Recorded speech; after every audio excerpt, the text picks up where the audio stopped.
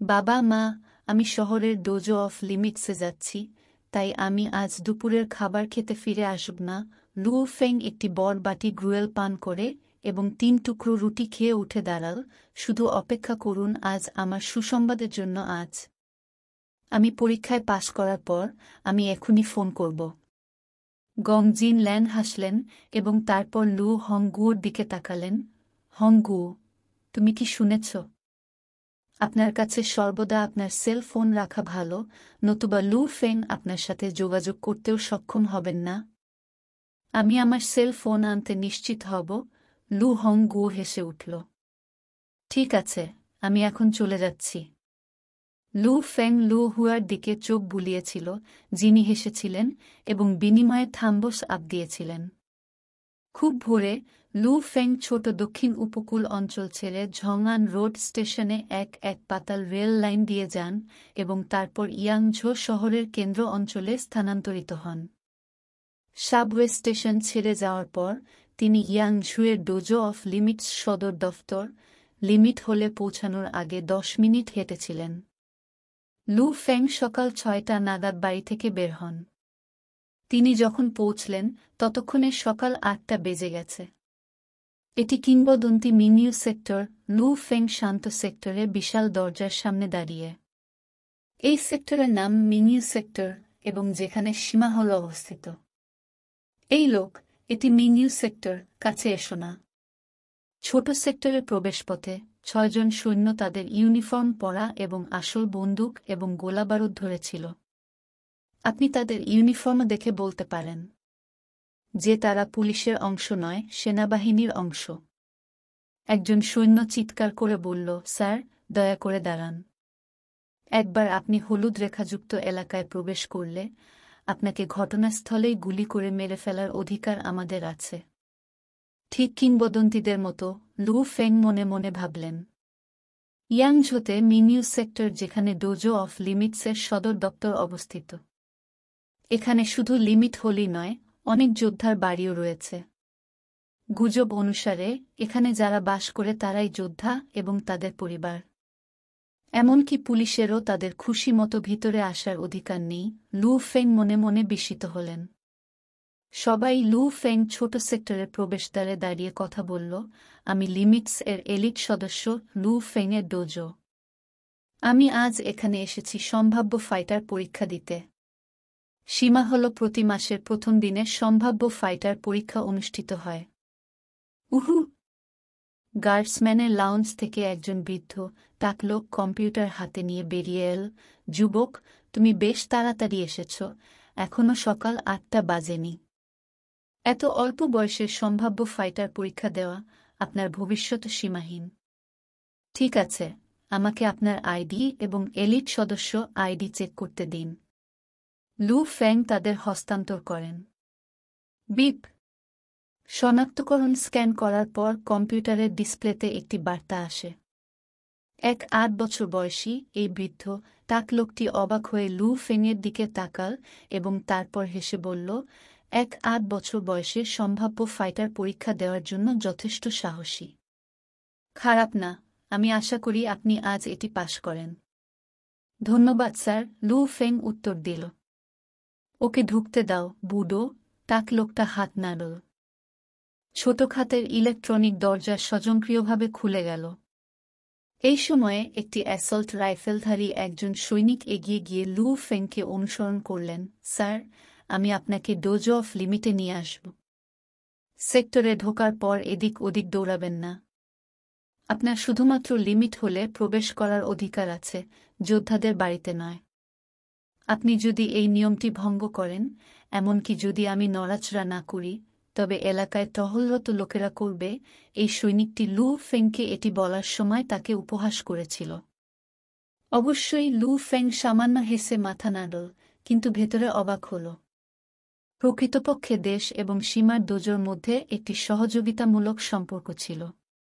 কমপক্ষে dojo of লিমিটের মূল অংশটি ভারীভাবে সুরক্ষিত এবং সুরক্ষিত থাকবে। বাহ, প্রতিটি বিল্ডিং একটি ব্যক্তিগত ভিলা। লু ফেং চারপাশে তাকাল। সেক্টরের কেন্দ্রটি ছাড়া, যেটি ছিল বিশাল লম্বা সীমাহল টাওয়ার, অন্য সব জায়গায় একটি ব্যক্তিগত ভিলা ছিল। ভিলাগুলির মধ্যে নকল পাহাড়, পুল এবং লোন ছিল। মিনিউ সেক্টর, লিমিট হলের ভিতরে। ঠিক যখন লু ফেং লিমিট হলের লবিতে প্রবেশ করলেন, সৈনিকটি ফিরে গেল। স্যার, আপনি এখানে সম্ভাব্য ফাইটার পরীক্ষা দিতে এসেছেন। হলের ভিতরে একজন সুন্দরী যুবতী হেসে বললেন, স্যার, সেখানে বসুন। সকাল 1:00 হলে অন্যদের সঙ্গে পরীক্ষা দিন। লু ফেং মাথা নেড়ে লবির পাশ দিয়ে হেঁটে গেল। সেখানে ওয়েটার এবং বারটেন্ডারের সাথে একটি ছোট বার ছিল। লু ফেং দাগগুলি স্ক্যান করে দেখেন যে বারে ইতিমধ্যে 3 জন বসে আছে। তাদের মধ্যে 2 জন আলোচনা করছিল যখন অন্য একজন সোফায় চুপচাপ বসেছিল। ওই সব ভিলা দেখো। যোদ্ধা হিসেবে ডোজো অফ লিমিটে যোগদানের ফলে আপনি যে সুবিধা পান, সাদা শার্ট এবং প্যান্ট পরা এক যুবক বললেন, যতদিন আপনি একজন যোদ্ধা হবেন এবং ডোজো অফ লিমিটে যোগ দেবেন, আপনি একটি বিনামূল্যে ভিলা পাবেন এবং তুমি এখানে থাকতে পারবে। আরে, এই পরিবেশটা দেখো, এটা খুবই আরামদায়ক। অবশ্যই ফাইটার সেক্টর বাইরের অন্য সব সেক্টর থেকে আলাদা। দেখো, একজন নতুন লোক আসছে। 3 জন লোক লু ফেংকে দেখল। লু ফেং সামান্য মাথা নেড়ে পাশের সোফায় বসল। কেউ একে অপরকে চিনত না, তাই কথাবার্তাও হয়নি। সময় অতিবাহিত হওয়ার সাথে সাথে আরও 3 জন লোক এসেছিল, যাদের লু ফেং কাউকেই চিনতে পারেনি। তবে তাদের চেহারা থেকে তাদের 3 জনের বয়স একটু বেশি, সম্ভবত তাদের বয়স 30 বছরের বেশি। তাদের মধ্যে একজনের বয়স 40 বছরেরও বেশি। হ্যাঁ, লু ফেং, একটি বিকট শব্দ এল। লু ফেং চমকে উঠল, মাথা ঘুরিয়ে তাকাল এবং দেখল ভয়ঙ্কর দাগ ভরা মুখওয়ালা একজন চর্বিহীন লোক তার দিকে হাঁটছে। আপনিও সম্ভাব্য ফাইটার পরীক্ষা দিতে আসছেন? ইয়াং ভাই, লু ফেং উঠে দাঁড়িয়ে তাকে অভ্যর্থনা জানালেন। এটা একটু বিব্রতকর। আমি গত মাসে চেষ্টা করতে এসেছি, কিন্তু দুঃখজনকভাবে আমার গতি ছিল মাত্র 2-4 নয়েমস। এটা মাত্র 1 বিট দ্বারা বন্ধ ছিল। ইয়াং উ অসহায়ভাবে বলল। প্রকৃতপক্ষে ইয়াং মুষ্টিশক্তি এবং প্রতিক্রিয়া গতি একটি দীর্ঘ সময় আগে পাস। এটা শুধু যে গতি তার দুর্বল পয়েন্ট। তবে এবছর থেকে ইয়াং উয়ের গতির উন্নতি হতে থাকে। 2-4-9 মিটার এবং 2-5 মিটার সত্যি একটি বড় পার্থক্য নয়। সবকিছু ঠিকঠাক থাকলে সে 2-5 সেকেন্ড গ্রেড পেতে পারে।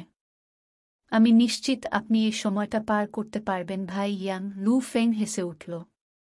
ইয়াং নামের এই লোকটি ইতিমধ্যে অনেকবার চেষ্টা করেছে এবং কখনো পাশ করেনি। আমি বাজি ধরেছি এবার তুমিও ফেল করবে। পাশ থেকে একটা জোরে আওয়াজ এল। লু ফেং তার দিকে তাকালেন এবং যিনি কথা বলছেন তিনি পুরো দাড়িওয়ালা একজন বাফ লোক। ইয়াং ও অবিলম্বে চটকাল, টম নামের লোকটি, আপনি আমার সম্পর্কে কথা বলার সাহস করেন? আপনি কি পরীক্ষা দেননি এবং ইতিমধ্যে 2 বার ফেল করেননি? আপনার প্রতিক্রিয়ার গতির সাথে আমি অনুমান করি যে আপনাকে কমপক্ষে আরও 2 বা 3 বছরের প্রশিক্ষণের প্রয়োজন হবে। নীরবতা। লবির মাঝখান থেকে একটা ঠান্ডা শব্দ ভেসে এল। বর্তমানে সেখানে থাকা 8 জন সবাই মাথা ঘুরিয়ে ডোজো ইউনিফর্ম পরা একজন মধ্যবয়সী লোককে দেখল। চলুন, সবাই আমাকে ফলো করে উপরের তলায় এসে পরীক্ষা দেবেন।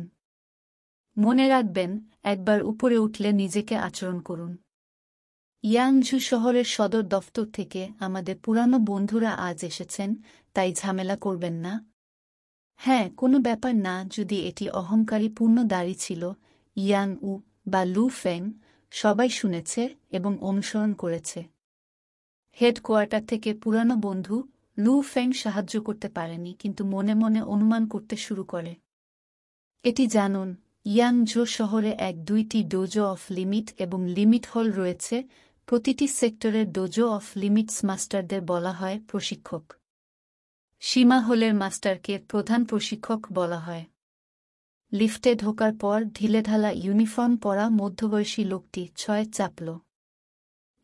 লিফট 6ষ্ঠ তলায় এসে পৌঁছেছে। হুজা! লিফটের দরজা খুলে গেল এবং যা চোখে পড়ল তা হল একটি বিশাল প্রশিক্ষণ হল যার ভিতরে প্রায় 1 ডজন লোক।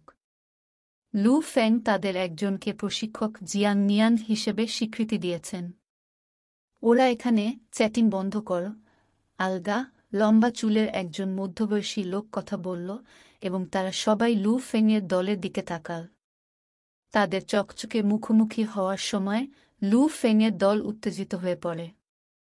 তারা জানত যে যারা লিমিট হোলের ভিতরে উপস্থিত হয় সার্ভিস কর্মী ব্যতীত তারা যোদ্ধা। অন্য কথায় এইসব মানুষ যোদ্ধা। যেহেতু এটি ইয়াংঝো শহরের ডোজো অফ লিমিটসের সদর দফতর। পরীক্ষার জন্য প্রস্তুত হও, আলগা, লম্বা চুলের মধ্যবয়সী লোকটি নির্দেশ দিল। লু ফেং এই মানুষটিকে আগেও ইন্টারনেটে দেখেছেন। তিনি লিমিট হোলের মাস্টার, ইয়াংঝু শহরের প্রধান প্রশিক্ষক উটং। এক এক করে আসুন এবং আমাকে আপনার আইডি দিন। যে যোদ্ধা লু ফেংয়ের গ্রুপকে এখানে নেতৃত্ব দিয়েছিল সে তাদের আইডি নিয়েছিল এবং সেগুলি প্রধান প্রশিক্ষক উটংয়ের কাছে দিয়েছিল এবং হেসেছিল, বস, আজকে বেশ কয়েকজন লোক আছে। তাদের মধ্যে 8 জন আছে। হ্যাঁ, উটং এলোমেলোভাবে একটি আইডি বের করে তার পাশের মেশিনে স্ক্যান করে। বিপ! একটি স্ফটিক সদৃশ ডিসপ্লে যা মেশিন থেকে প্রায় স্বচ্ছ শট আউট এবং বিপুল পরিমাণ ব্যক্তিগত তথ্য প্রদর্শন করে। প্রথমটি, টং গুয়ান প্রধান প্রশিক্ষক উদাসীন ছিলেন, আপনার মুষ্টি শক্তি পরীক্ষা শুরু করুন। এমনকি আপনারা যারা সেনাবাহিনী থেকে বেরিয়ে এসেছেন তারা আমার লিমিট হলে পরীক্ষা দিতে আসেন, মজার। লু ফেং, যিনি পাশে শুনছিলেন, তিনি হাসতে পারলেন না। ডোজো অফ লিমিটস পৃথিবীর সবচেয়ে শক্তিশালী যোদ্ধা দ্বারা তৈরি করা হয়েছিল। ডোজোরা সারা বিশ্বে ছড়িয়ে ছিটিয়ে আছে এবং তাদের পরীক্ষার উচ্চ বিশ্বাসযোগ্যতা রয়েছে। আপনার পরীক্ষার ফলাফল পৃথিবীর প্রতিটি দেশের প্রতিটি ক্ষেত্রে স্বীকৃতি পাবে। এমনকি সেনাবাহিনী বা ঐতিহ্যবাহী মার্শাল আর্টিস্টরাও পরীক্ষা দিতে আসবেন ডোজো অফ লিমিটে। আপনার মুষ্টি শক্তি পরীক্ষা করুন, প্রধান প্রশিক্ষক আদেশ। হ্যাঁ। পুরো দাড়িওয়ালা লোকটার সাথে সাথে এক পা এগিয়ে গেল। তার বাম হাতটি তার মুখের সামনে এবং চোখ খোলা রেখে তার ডান মুষ্টিটি একটি চাপের মধ্য দিয়ে উড়ে গিয়ে বড় মেশিনের সাথে আঘাত করেছিল, যা কেবল কিছুটা কেঁপেছিল। মেশিনের ডিসপ্লে অবিলম্বে সংখ্যাটি প্রদর্শন করে 986 কেজি। পাস। নেক্সট। লু ফেং প্রধান প্রশিক্ষক এলোমেলোভাবে দ্বিতীয় আইডিটি বেছে নিলেন এবং মেশিনে স্ক্যান করলেন। তিনি বর্ণনামূলক ব্যক্তিগত তথ্য পড়েন এবং হতবাক হওয়া ছাড়া সাহায্য করতে পারেননি। 8 বছর বয়সী। ওল্ড জিয়াং, এটা আপনার জায়ান্ট সেকশনের অধিকার। কবে থেকে এমন প্রতিভাবান যুবক দেখা দিল? হাহা, পাশের ইন্সট্রাক্টর জিয়াং নিয়ান হাসতে পারল না। আমরা এখনো জানি না সে সত্যিই দক্ষ কিনা। পাশের যোদ্ধাদের দলে একজন মোটা অভিজ্ঞ লোক ব্যঙ্গ করে বলেছিল, সে হয়তো জানে না সে কিসের সাথে কাজ করছে এবং তার কোনো শক্তি নেই। প্রশিক্ষক জিয়াং নিয়ান চকচক করে বললেন, কি ঈর্ষা? আপনার উত্তর বিভাগে এই ধরনের প্রতিভা নেই। লু ফেং, তাদের আমার জিয়ান বিভাগের সদস্যদের শক্তি দেখাও। হ্যাঁ, প্রশিক্ষক লু ফেং পা বাড়ালেন এবং মুষ্টি শক্তি পরীক্ষক মেশিনের দিকে এগিয়ে গেলেন। পুরনো জিয়াং বেশ আত্মবিশ্বাসী মনে হচ্ছে, প্রধান প্রশিক্ষক উটং হাসতে হাসতে বললেন, কিন্তু তার দৃষ্টি লু ফেংয়ের দিকে পড়ে। ঘটনাস্থলে উপস্থিত সবাই লু ফেংকে দেখছিল এবং তার পরীক্ষার ফলাফলের জন্য অপেক্ষা করছিল। লু ফেং যন্ত্রের সামনে দাঁড়িয়ে তার কোমর থেকে একটি বিস্ফোরক শক্তি ছেড়ে দিল। ওর শরীরটা একটু ঘুরিয়ে ওর কোমর থেকে শক্তি আরও বাড়িয়ে দিল। মুহূর্তের মধ্যে সমস্ত শক্তি তার বাহুতে স্থানান্তরিত হয়। লু ফেংয়ের মুষ্টিটি ছিল পূর্ণিমার নিচ থেকে ধনুক থেকে নিক্ষিপ্ত তীরের মতো, যা একটি অস্পষ্টতা রেখে গেছে। একটি পেং শব্দের সাথে তার মুঠিটি মেশিনের সাথে আঘাত করে। তিনি তার ঘুষি নিক্ষেপ করার পরে লু ফেং আনন্দিত হয়েছিলেন। এই ঘুষি ছুটতে খুব ভালো লাগছিল। সমস্ত শক্তি এটির সাথে চলে গেল। সে ডিসপ্লের দিকে তাকিয়ে দেখল। 1101 কেজি। ভালো। খারাপ নয়। ঘটনাস্থলে অনেক যোদ্ধা অবিলম্বে তাকে প্রশংসা করেছিলেন। প্রধান প্রশিক্ষক উটং তার চিবুক ঘষে এবং মাথা নাড়লেন। খারাপ যুবক নয়। আপনার ঘুষি নিক্ষেপ করার সময় আপনার কেন্দ্র শি হারাবেন না তা নিশ্চিত করুন। কেউ যদি সবকিছু উপেক্ষা করে এবং শুধুমাত্র মুষ্টি শক্তির জন্য উচ্চতর ফলাফল চায়, সে তার কেন্দ্র শি হারাবে। পাঞ্চ আরও শক্তিশালী হতে পারে। যাই হোক, দানবদের বিরুদ্ধে আপনার কেন্দ্র শি হারানো আত্মহত্যা। খারাপ না? হা, এই বাচ্চা লু ফেং এর দুর্দান্ত যুদ্ধ ক্ষমতা আছে। প্রশিক্ষক জিয়াং নিয়ান হাসতে হাসতে বলেছিলেন, তিনি সহজেই ৩ জন অভিজাত সদস্যকে পরাজিত করেছিলেন যারা তার শক্তি এবং গতির স্তরের কাছাকাছি ছিল। প্রশিক্ষক এবং প্রধান প্রশিক্ষকের প্রশংসা শুনে লু ফেং আনন্দিত হন। কম বয়সে তার দুবার কোমা হয়েছিল, যার ফলে শক্তি এবং গতি বেড়েছে। তখন থেকেই তিনি সেরা ফাইটার হওয়ার পরিকল্পনা করেন। একটি সত্যিই ভালো যোদ্ধা মহান যুদ্ধ ক্ষমতা প্রয়োজন। তার কিশোর বয়সে, যদিও সে তখন ডোজো অফ লিমিটে যোগদান করেনি, সে মার্শাল আর্টের কিছু মৌলিক বিষয় দেখেছিল এবং অভিজ্ঞতা সংগ্রহ করার জন্য বাড়িতে একাই প্রশিক্ষণ নিয়েছিল। এই কারণেই তার যুদ্ধের ক্ষমতা এত দুর্দান্ত। একটি সুন্দর শিমের অঙ্কুর। হ্যাঁ, পাস। প্রধান প্রশিক্ষক উটং এলোমেলোভাবে আরেকটি আইডি বাছাই করেছেন এবং এটি স্ক্যান করেছেন। পরবর্তী বাই ইয়াং। লু ফেং সেই জায়গায় ফিরে গেলেন যেখানে পরীক্ষার্থীদের থাকার কথা ছিল। খারাপ নয়, পাগল, ইয়াং উ হেসে উঠল। লু ফেং হেসে উঠল। তাদের ৮ জনই দ্রুত শক্তি পরীক্ষা শেষ করে এবং মাত্র একজন ব্যর্থ হয় এবং অযোগ্য ঘোষণা করা হয়। তার মুষ্টি শক্তি ছিল মাত্র ৮-৯-২ কেজি, যা কাছাকাছি ছিল কিন্তু যথেষ্ট ভালো ছিল না। তাই পরবর্তী পরীক্ষা, গতি পরীক্ষা, মাত্র ৭ জন বাকি ছিল। প্রধান প্রশিক্ষক উটং স্পিড টেস্টারের দিকে এগিয়ে গিয়ে সুইচ চালু করলেন। একের পর এক, বিপরীত ক্রমে। প্রথমত ইয়াং উ প্রধান প্রশিক্ষক উটং নির্দেশ দেন। ইয়াং উ তার শক্তি পরীক্ষা করার শেষ একজন ছিলেন, তাই তিনি তার গতি পরীক্ষা করতে প্রথম হবেন। ইয়াং উ দীর্ঘ নিঃশ্বাস ফেল। তিনি প্রায় ১০০ বার প্রসপেক্টিভ ফাইটার পরীক্ষা দিয়েছেন এবং প্রতিবারই স্পিড টেস্টে ফেল করেছেন। ভাই ইয়াং, আপনি এটা করতে পারেন। লু ফেং ইয়াং উ এর কাঁধে চাপ দিলেন। আমাকে দেখুন। ইয়াং উ তার শ্বাস-প্রশ্বাস সামঞ্জস্য করে এবং ট্র্যাকের উপর দৌড়ে গেল। প্রশিক্ষক জিয়াং নিয়ান এটা দেখে ভ্রুকুটি করলেন। ইয়াং উ জিয়ান বিভাগে ছিলেন, কিন্তু তিনি ইতিমধ্যেই বহুবার গতি পরীক্ষায় ব্যর্থ হয়েছেন। ড্যাশ! ইয়াং উ মেঝের পৃষ্ঠে পা রেখে নিচু শব্দ করলেন। তার অস্ত্রের শক্তি এবং তার বিস্ফোরক শুরুর সাথে তিনি দ্রুত তার সর্বোচ্চ গতিতে ত্বরান্বিত হন। তার ক্ষতবিক্ষত মুখের উপর তার শিরাগুলো ছিটকে পড়ছিল এবং সে দাঁত চেপে ছুটছিল। এমনকি পরীক্ষা শেষ করার পর তিনি একটি ক্ষীণ চিৎকার করেছিলেন। আমাকে অবশ্যই এটি পাশ করতে হবে। ইয়াং উ থেমে গেল এবং হৃদয়ে চিৎকার করে উঠল। সে মাথা ঘুরিয়ে দেখল লু ফেং তাকে থাম্বস আপ দিচ্ছে। এটা দেখার পর ইয়াং উর মনে হল তিনি স্বর্গে গেছেন। হা, ইয়াং উ, ভাগ্য ভালো। আপনি আসলেই পাস করেছেন। প্রশিক্ষক জিয়াং নিয়ানও একটি সতেজ হাসি দিল। ইয়াং উ দৌড়ে গিয়ে ডিসপ্লের দিকে তাকালেন। ২-৫-১ মিস। ওফ, এত কাছে! এমনকি ইয়াং উ হেসেছিল। যদি তার শরীরের অবস্থা একটু খারাপ হতো, তাহলে সে হয়তো ২-৫ সেকেন্ড গতি অর্জন করতে পারত না। যদি তাই হয়, তাহলে তিনি আবার ব্যর্থ হতেন। হ্যাঁ, পাস। প্রধান প্রশিক্ষক উটং হাসলেন। পরবর্তী। সবাই একে একে পরীক্ষা দিল। যেহেতু লু ফেং শক্তি পরীক্ষা নেওয়ার জন্য দ্বিতীয় ব্যক্তি ছিলেন, তাই গতি পরীক্ষায় তিনি ছিলেন দ্বিতীয় শেষ। শীঘ্রই লু ফেংয়ের পালা। লু ফেং প্রধান প্রশিক্ষক উটং গর্জে উঠলেন। পাগল, তোমার সেরাটা করো।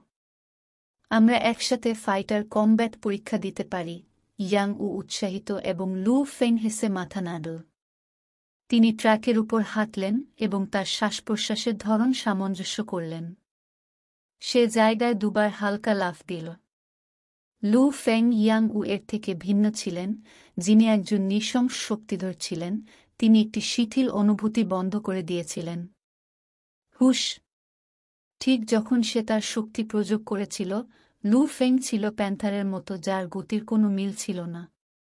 গতি পরীক্ষা অঞ্চলের মধ্য দিয়ে যাওয়ার সময় তিনি তার সাথে বাতাসের একটি শক্তিশালী স্রোত নিয়ে আসেন।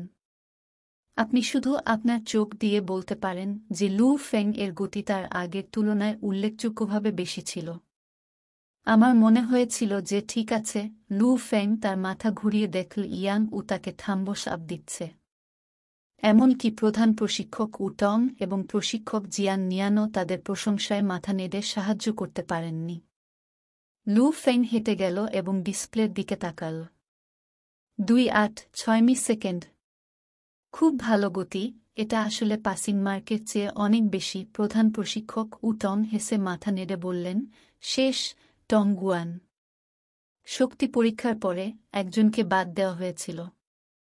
স্পিড টেস্টের পর দুজনকে বাদ দেওয়া হয়। এখন আর মাত্র 5 জন বাকি ছিল। তৃতীয় পরীক্ষাটি ছিল প্রতিক্রিয়া গতি পরীক্ষা।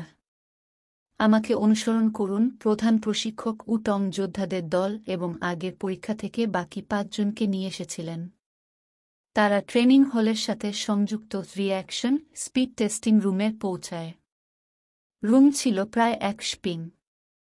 অবশ্যই বিশাল প্রশিক্ষণ হলের তুলনায় যা কয়েক হাজার পিং বোর্ড ছিল, এই প্রতিক্রিয়া গতির কক্ষগুলি স্পষ্টতই অনেক ছোট ছিল। মেঝেতে কেবল একটি বড়, আপাতদৃষ্টিতে মূল্যবান মেশিন রাখা ছিল। মেশিনের সামনে একটি 6 ব্যারেল গ্যাটলিং বন্দুকের মতো দেখতে কিছু ছিল। যাই হোক, মেশিনে সহজেই কয়েক ডজন গর্ত ছিল, তাই এটিতে একটি গ্যাটলিং বন্দুকের চেয়ে অনেক বেশি ফায়ারিং সাইট ছিল। প্রথম, টং গুয়ান প্রধান প্রশিক্ষক উটং নির্দেশ দিয়েছেন। পুরো দাড়িওয়ালা লোকটি তৎক্ষণাৎ বন্দুকের সামনে পা বাড়াল। তিনি একটি বৃত্তে ছিলেন যার ব্যাস ছিল 3-6 মিটার। সুইচ চালু ছিল। বৃত্তের সীমানার উপরে একটি লাল আলো নির্গত হতে শুরু করে। মনে হয়েছিল যে ভিতরের যোদ্ধাটি একটি লাল পর্দা দিয়ে ঘেরা ছিল। মনে রাখবেন, যাই হোক না কেন, বৃত্ত ছেড়ে যাবেন না। একবার আপনি এটি ছেড়ে গেলে এটি একটি ব্যর্থতা হিসাবে গণ্য হয়। যদি আপনার শরীর লাল আলোর সংস্পর্শে আসে তবে আপনি পয়েন্ট হারাবেন।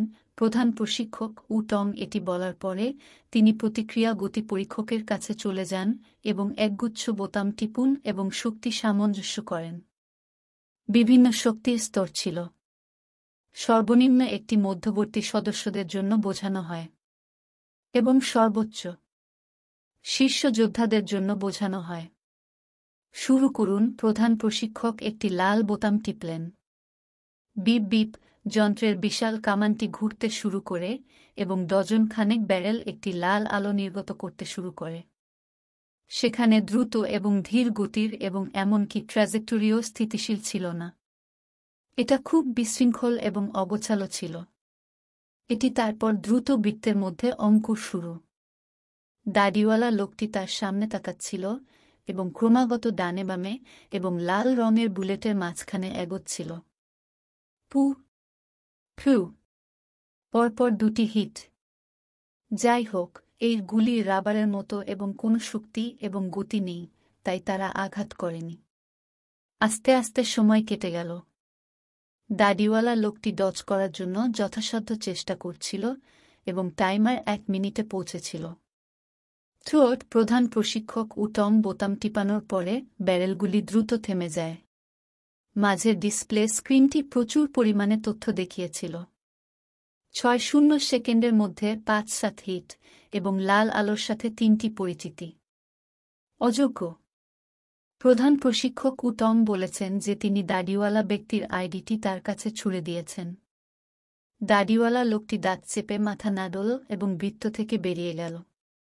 পরবর্তী, লু ফেং প্রধান প্রশিক্ষক উটং নির্দেশ দিয়েছেন। ইয়াং উ এর সাথে মুষ্টিবদ্ধ করার পর লু ফেং বৃত্তে চলে গেলেন। লু ফেং বৃত্তে দাঁড়িয়ে মেশিনের কামানের মুখোমুখি হওয়ার সাথে সাথে তিনি একটি গভীর শ্বাস নিলেন। ডোজোতে প্রবেশের আগে তিনি নিয়মিত বাড়িতে অনুশীলন করতেন। লু ফেং এই ধরনের ডজিং পরীক্ষায় সবচেয়ে বেশি উজ্জ্বল। হাই স্কুল পরীক্ষার আগে আমি 6 সেকেন্ডে প্রায় 5-0-5-5 বার আঘাত পাই। এখন যেহেতু আমার শরীরের ফিটনেসের মাত্রা বেড়েছে, আমার প্রতিক্রিয়ার সময় বেড়েছে, এই পরীক্ষায় উত্তীর্ণ হওয়া মোটেই সমস্যা নয়। মনে রাখবেন, যাই হোক না কেন বৃত্ত ছেড়ে যাবেন না। আপনি চেনাশোনা ছেড়ে চলে গেলে আপনি অবিলম্বে ব্যর্থ। আপনি যদি বৃত্তের লাল আলোর সংস্পর্শে আসেন তবে আপনি পয়েন্ট হারাবেন। প্রধান প্রশিক্ষক উটং এটি বলার পরে তিনি লাল বোতাম টিপুন। Beep beep. প্রতিক্রিয়া গতি পরীক্ষকের ব্যারেল দ্রুত ঘূর্ণন শুরু করে। কামানের ডজন খানেক ব্যারেল সবগুলোই লাল আলো নির্গত করতে শুরু করে এবং শীঘ্রই দ্রুত রাবার বুলেটগুলো ছুঁড়ে ফেলে। লু ফেং সামনের দিকে তাকাল এবং দ্রুত তার মাথার অবস্থানগুলো গণনা করল। যেন সে একজন দক্ষ বিড়াল, সে ক্রমাগত বাম এবং ডান দিকে এড়ায় এবং একের পর এক গুলি এড়িয়ে যায়। অবশ্যই কিছু গুলি ফাঁকি দেওয়ার জন্য খুব দ্রুত ছিল, তাই তিনি কেবল আঘাত পেতে পারেন। লু ফেং যখন ফাঁকি দিচ্ছিল তখন অনেক যোদ্ধা কথা বলতে শুরু করেছিল। এই শিশুটি খারাপ নয়, তার প্রতিক্রিয়ার গতি দুর্দান্ত। প্রকৃতপক্ষে তিনি দ্রুত এবং একটি ভালো ভিত্তি এবং ফর্ম আছে। দেখুন, তার পা বিড়ালের প্যাডের মতো, প্রতিটি বাঁকের পরে সে কখনই তার ভারসাম্য হারায় না, যা তাকে দ্রুত দিক পরিবর্তন করতে দেয়। এই ফর্মটি, তিনি যদি প্রতিভাবান না হন বা 10 বছর ধরে তিক্তভাবে কাজ না করেন, তবে তার এই ধরনের শক্ত ভিত্তি তৈরি করার কোনো উপায় নেই। ঘটনাস্থলে উপস্থিত সকল যোদ্ধা বিস্মিত। একজন যোদ্ধার ফিটনেস লেভেল প্রশিক্ষিত হতে পারে, কিন্তু ফর্ম এবং দক্ষতা সবই নির্ভর করে অভিজ্ঞতার উপর। একটি উচ্চতর শরীরের ফিটনেস স্তর ভালো ফর্মের সাথে সঙ্গতিপূর্ণ নয়। থ্রোট বোতাম টিপানোর পরে মেশিনের কামান ধীর হতে শুরু করে এবং প্রচুর পরিমাণে ডেটা প্রদর্শিত হয়েছিল। 6 সেকেন্ডের মধ্যে 2-8টি হিট, লাল আলোর সাথে 0টি যোগাযোগ। চমৎকার! চিফ ইন্সট্রাক্টর উটং একটা হাসি দিলেন। খারাপ না, লু ফেং। আমি আপনাকে অভিনন্দন জানাচ্ছি। অফিসিয়াল ডকুমেন্ট আসার পরে এবং আপনার ডেটা রেকর্ড হয়ে যাওয়ার পরে আপনি একজন সম্ভাব্য যোদ্ধা হয়ে উঠবেন। পরীক্ষার পরে একটি সরকারি শংসাপত্র জারি করা হবে এবং আপনার রেকর্ডগুলি 7 দিনের মধ্যে নাগরিকত্ব তথ্য সংস্থার কাছে পাঠানো হবে। লু ফেং তার ডান হাতের মুঠি শক্ত করে চেপে ধরেছিল। আমি অবশেষে সফল হয়েছি। আমি অবশেষে একজন সম্ভাব্য যোদ্ধা হয়ে উঠলাম। লু ফেং 1 আগস্ট ফাইটার কমব্যাট পরীক্ষার তারিখ চিহ্নিত করে ভোরবেলা সীমা হলে পৌঁছান।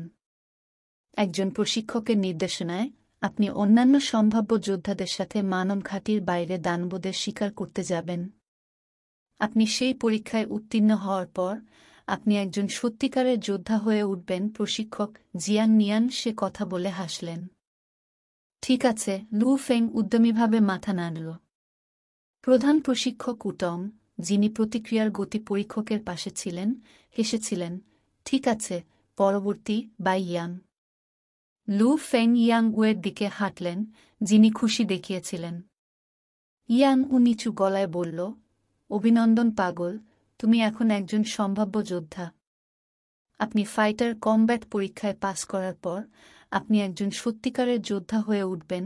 লু ফেংও নিচু স্বরে উত্তর দিলেন, ভাই ইয়াং, আমি নিশ্চিত আপনি কোনো সমস্যা ছাড়াই প্রতিক্রিয়ার গতি পরীক্ষায় উত্তীর্ণ হবেন। সময় হলে আসুন একসাথে ফাইটার কমব্যাট পরীক্ষা দিই। ঠিক আছে, ইয়াং উ উত্তেজিত ছিল। এরপরে ইয়াং উ এবং লু ফেং তাদের মনোযোগ বর্তমান পরীক্ষার্থীর দিকে নিবদ্ধ করেন। এরপরই পরীক্ষা দেন দুজন, একজন সফল এবং একজন ব্যর্থ। শেষ। ইয়াং উ, চিফ ইন্সট্রাক্টর উটং চিৎকার করে উঠলেন। ইয়াং উ গভীর নিঃশ্বাস ফেলল। তিনি এই দিনটির জন্য অনেক দীর্ঘ অপেক্ষা করছেন। যেহেতু তিনি সর্বদা গতি পরীক্ষায় আটকে ছিলেন, তাই এই প্রথম তিনি সীমা হলে তার প্রতিক্রিয়া গতি প্রদর্শন করতে সক্ষম হবেন। এটির জন্য জান লু ফেং উৎসাহিত করেছেন। কোনো চিন্তা করো না। ইয়াং উ লাল বৃত্তে একটি বড় পদক্ষেপ নিয়েছিল এবং প্রধান প্রশিক্ষক উটং বোতাম টিপেছিলেন। মেশিনের ব্যারেল ঘুরতে শুরু করে এবং তার ডজন খানেক ব্যারেল থেকে রাবার বুলেট ছুটতে শুরু করে, যা পুরো বৃত্তকে ঢেকে দেয়। ইয়াং উ বৃত্তের মধ্যে দ্রুত গতিতে চলছিল। লু ফেং ইয়াং উ এর নড়াচড়া দেখে আশ্চর্য হয়ে গেলেন। ভাই ইয়াংকে বেশ শক্ত মনে হচ্ছে। তিনি আমার মতো নমনীয় নন, তবে তার কৌশলটির দক্ষতা বেশি বলে মনে হচ্ছে। সে অল্প ব্যবধানে ফাঁকি দেয়। তিনি বৃত্তের ৩-৬ মিটার ব্যাস ব্যবহার করেন না। প্রতিবারই সে ফাঁকি দেয়, সে কেবল এক ধাপ এগিয়ে পিছনে বাম ডানে নেয়। ইয়াং উ এর চলাচলের ক্ষেত্রটি ছোট ছিল, কিন্তু তার ডোজিং রেট বেশি ছিল। এই কৌশলটি সত্যিকারের যুদ্ধে কার্যকর। যাই হোক, আপনি অত্যন্ত সুনির্দিষ্ট হতে হবে। যদি একটি ভুল হয়, তবে জন্তুর নখর যোদ্ধার শরীর ছিঁড়ে ফেলবে। লু ফেং মনে মনে মূল্যায়ন করলেন। অন্তত লু ফেংয়ের কাছে এটি একটি কার্যকর কিন্তু বিপজ্জনক কৌশল বলে মনে হয়েছিল। এটি একটি ব্লেড প্রান্তে নাচ মতো ছিল। বিপ ৬-০ সেকেন্ডের মধ্যে ৫-২ হিট, এবং লাল আলোর সাথে কোনো যোগাযোগ নেই।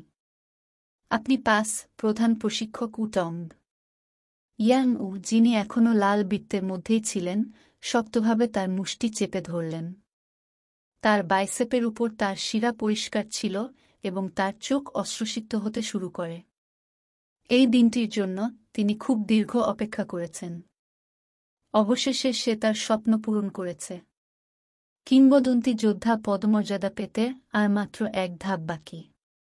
ইয়াং উ প্রধান প্রশিক্ষক উটম ভ্রুকুটি করলেন। আপনার ডজ করার কৌশলটি রু ওয়েই শ্রেণীর অন্তর্গত। দানবদের সাথে মৃত্যুর সাথে লড়াই করার সময় আপনি তাদের আক্রমণগুলিকে খুব কমই মিস করার জন্য ছোট আন্দোলন ব্যবহার করেন। যেহেতু আপনি ততটা নড়াচড়া করেন না, আপনি একই সময়ের মধ্যে আরও নড়াচড়া করতে পারেন, সাফল্যের সম্ভাবনা বাড়াতে পারেন। তবে এই কৌশলটি অত্যন্ত কঠিন। এমনকি যদি আপনি অনুমান করেন যে পশুর নখরটি আপনাকে ২ সেন্টিমিটার মিস করবে, এমনকি যদি একটি ভুলও করা হয়, নখরটি আপনার শরীরের মধ্যে দিয়ে কেটে ফেলতে পারে এবং আপনাকে বিভক্ত করে দিতে পারে। দানবদের সাথে লড়াই করার সময় আপনি একটি ত্রুটি করলে সম্ভবত আপনি মারা যাবেন। তাই আমি আপনাকে পরামর্শ দিচ্ছি, দানবদের সাথে লড়াই করার সময় কিছুটা দূরে যাওয়ার চেষ্টা করুন।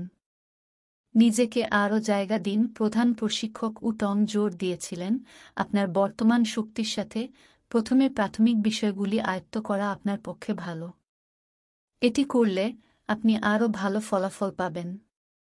ইয়াং উ অবাক হয়েছিল, কিন্তু শীঘ্রই মাথা নাড়ল। হ্যাঁ, প্রধান প্রশিক্ষক। ইয়াং উ প্রধান প্রশিক্ষকের কথা মনে রাখবেন। মার্শাল আর্টের আপনার পথে লোভী চিন্তা এড়িয়ে চলুন। রু ওয়েই শ্রেণীটি খুব শক্তিশালী, কিন্তু আপনার যদি সেগুলি সম্পাদন করার শক্তি না থাকে তবে কোনো লাভ হবে না।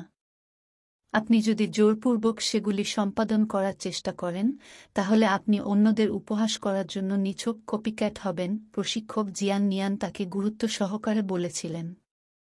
প্রধান প্রশিক্ষক উটন হেসেছিলেন। ঠিক আছে, ৩ জন পরীক্ষার্থী এবারের সম্ভাব্য ফাইটার পরীক্ষায় উত্তীর্ণ হয়েছে, লু ফেং, বাই ইয়াং এবং Yang Wu. Lu Feng, young উ এবং বাই ইয়াং তাদের আনন্দকে দমিয়ে রেখেছে। যদি এটি আশেপাশের সিনিয়র যোদ্ধাদের জন্য না হতো, তবে তারা সম্ভবত এতক্ষণে আনন্দে চিৎকার করে উঠত। সবাই, আপনার পরবর্তী কাজ হল যুদ্ধ পরীক্ষার চুক্তিতে স্বাক্ষর করা। এসো এটা করো, সে বলতেই প্রধান প্রশিক্ষক উটম কালো পোশাক পরা একজন রূপালী কেশবিশিষ্ট লোকের দিকে তাকিয়ে হাসলেন। আপনাকে এতক্ষণ অপেক্ষা করার জন্য দুঃখিত, অধিনায়ক। আমি দুঃখিত, আমাদের যেতে দিন। ক্যাপ্টেন! লু ফেং এবং অন্য ২ জন হতবাক হয়ে গেল। প্রধান প্রশিক্ষক ছিলেন ইয়াংঝো শহরের সীমাহলের প্রধান এবং তার অগাধ কর্তৃত্ব ছিল। যদি সে ক্যাপ্টেন বলে, তাহলে কালো পোশাক পরা সেই রূপালী কেশওয়ালা পৃথিবীতে কে হবে? রূপালী চুলওয়ালা লোকটি লু ফেং এবং তার দলকে স্ক্যান করেছে। এক মুহূর্তের জন্য লু ফেং এর মনে হল রূপালী কেশওয়ালা মানুষের চোখ অসীম স্থানের মতো, এবং হঠাৎ করেই তাকে ভিতরে চুষে নেওয়া হচ্ছে।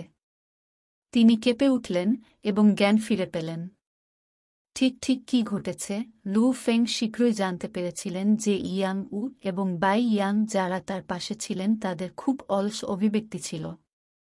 কি ভয়ানক! শুধু একটি দৃষ্টি, এবং এটি আমাদের সম্পূর্ণরূপে বিভ্রান্ত করে। লু ফেং ভিতরে চমকে গেল। এই ক্ষমতা খুব ভয়ঙ্কর ছিল। যদি দুজন লোক লড়াই করে, তবে লড়াই শুরু হওয়ার আগেই প্রতিপক্ষের দৃষ্টি আপনার চেতনার সাথে তালগোল পাকিয়ে দিতে পারে।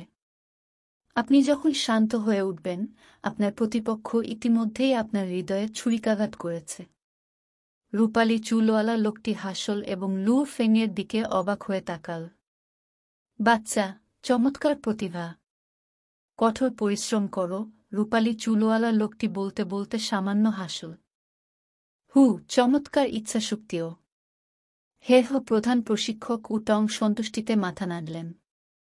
প্রধান প্রশিক্ষক উটং এবং রূপালী চুলওয়ালা লোকটির সাথে সাথে চলে গেল। কি হয়েছে? আমার কি হল? ইয়াং উ এবং বাই ইয়াং সবেমাত্র জ্ঞান ফিরেছে। এইমাত্র যা ঘটেছিল তার ঘটনাগুলি স্মরণ করার সাথে সাথে তারা ঠান্ডা ঘামে ভেঙে পড়ে। সে ইয়াং উ, বাই ইয়াং বা লু ফেং হোক না কেন, তারা সেই সাদা চুলের মানুষটির মতো ভয়ঙ্কর কাউকে দেখেনি। এই সাদা চুলের লোকটি সারাক্ষণ আমাদের দেখছে। যাই হোক, এখন পর্যন্ত আমি তার উপস্থিতি মোটেও লক্ষ্য করিনি। লু ফেং বিস্মিত হয়েছিলেন। কোনো শব্দ ছাড়াই মনে হচ্ছিল তার অস্তিত্ব ছিল না। আশ্চর্যজনক। অপেক্ষা নেই। লু ফেং যখন রূপালী কেশবিশিষ্ট লোকটির মুখ দেখতে কেমন তা ভাবার চেষ্টা করলেন, তিনি বুঝতে পেরে চমকে গেলেন। তিনি কেবল সেই চোখগুলি মনে রেখেছিলেন যা তাকে মন্ত্রমুগ্ধ করেছিল, এবং তার মুখ কিছুতেই মনে করতে পারে না। তোমরা তিনজন এখানে এসো। প্রশিক্ষক জিয়ান মিয়ান এবং তার সাথে থাকা যোদ্ধারা তিনজনের দিকে তাকিয়ে হাসলেন। ট্রেনিং হলে আসুন। তারা প্রতিক্রিয়া গতি পরীক্ষা কক্ষ ছেড়ে বড় প্রশিক্ষণ হল প্রবেশ। এগুলি যুদ্ধ পরীক্ষার চুক্তি। একজন মোটা অভিজ্ঞ যোদ্ধা হলের কোণ থেকে 3টি চুক্তি নিয়েছিলেন।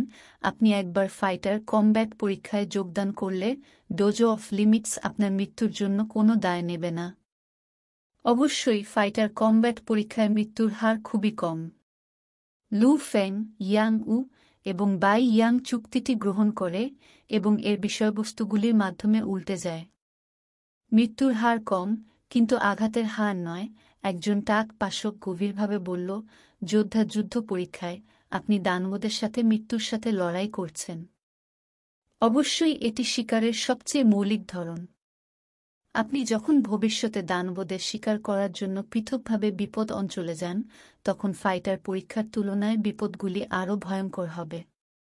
আপনি যদি এই পর্যায়টিও অতিক্রম করতে না পারেন, তবে আপনার যোদ্ধা হওয়ার অধিকার নেই। লু ফেং, ইয়াং উ এবং বাই ইয়াং একে অপরের দিকে তাকাল। চুক্তিটি সহজ। এটির মূল বিষয় হল যে পরীক্ষায় মৃত্যু ঘটলে ডোজো অফ লিমিটস কোনো দায়িত্ব নেয় না। তাদের তিনজনের কোনো দ্বিধা ছিল না এবং অবিলম্বে নথিতে তাদের নাম স্বাক্ষর করে। ঠিক আছে। তাদের পাশে থাকা প্রশিক্ষক জিয়ান মিয়ান হাসলেন। ভালো। আজ 1 জুলাই, তাই আসল পরীক্ষা হতে আর 1 মাস বাকি। এই মাসে আপনাকে যথাযথ প্রস্তুতি নিতে হবে। ওহ হ্যাঁ, প্রশিক্ষক জিয়াং মিয়ান তার পাশের কিবোর্ডের কাছে চলে গেলেন এবং দ্রুত কিছু বোতাম টিপলেন। শীঘ্রই প্রশিক্ষণ হলের দেয়ালে একটি বড় পর্দা প্রদর্শিত হয়েছিল এবং একটি নিবন্ধ উপস্থিত হয়েছিল। একে বলা হতো জেনেটিক এনার্জি টেকনিক। লু ফেং তার নিঃশ্বাস ধরে রাখল। যে কারণে যোদ্ধাদের এত শক্তিশালী দেহ থাকে, কেন কিছু শীর্ষ যোদ্ধা মাঝ গতিকে ছাড়িয়ে যেতে পারে, কেন তাদের ছুরি মোটা স্টিলের মধ্যে দিয়ে ফালি করতে পারে। অবশ্যই লু ফেং এবং তার দলের শক্তির সাথে তারা কিংবদন্তি যোদ্ধাদের কাছাকাছি নেই। যোদ্ধারা শক্তিশালী কেন? কারণ তারা জেনেটিক শক্তির উপর নির্ভর করে। আগে যখন মানবতা গ্র্যান্ড নির্ভানা যুগে আর ভাইরাস দ্বারা সংক্রামিত হয়েছিল, তখন আমাদের জিনগুলি ভাইরাসের বিরুদ্ধে লড়াই করার জন্য বিবর্তিত হতে শুরু করেছিল। প্রশিক্ষক জিয়ান মিয়ান হাসলেন। যখন জিনগুলি একটি নির্দিষ্ট বিন্দুতে বিবর্তিত হয়, তখন এটি ক্ষীণ শক্তিগুলিকে শোষণ করতে সক্ষম হয়। কসমস শক্তি আপনার শরীরের প্রতিটি কোষ এনভেলপস। এই প্রক্রিয়া চলাকালীন আপনার জিন, হার্ট, কোষ, রক্ত, অঙ্গ এবং ত্বক সবই বিকশিত হতে থাকবে এবং শক্তিশালী হয়ে উঠবে। আপনার হাড়গুলি হীরার চেয়ে কয়েকশো গুণ শক্ত হয়ে যেতে পারে। আপনার অঙ্গগুলি এত শক্তিশালী হবে যে আপনার শ্বাসকে আধা ঘন্টা এবং আরও বেশি সময় ধরে জ্বলে আটকে রাখবে। এই সমস্ত শক্তির উপর নির্ভর করে যা আপনি শোষণ করেন এবং আপনার কোষগুলিকে আবৃত করেন। এটি আপনার শক্তি হয়ে ওঠে, অন্য কথায় জেনেটিক এনার্জি। প্রশিক্ষক জিয়াং নিয়ান স্ক্রিনে থাকা নিবন্ধটির দিকে ইঙ্গিত করেছেন। এটি আপনার জিনগুলিকে উন্নত করার কৌশল ও জিন জিয়ান তিয়ান কৌশল, যা আপনার জেনেটিক শক্তিকে প্রশিক্ষণ দেওয়ার একমাত্র কৌশল।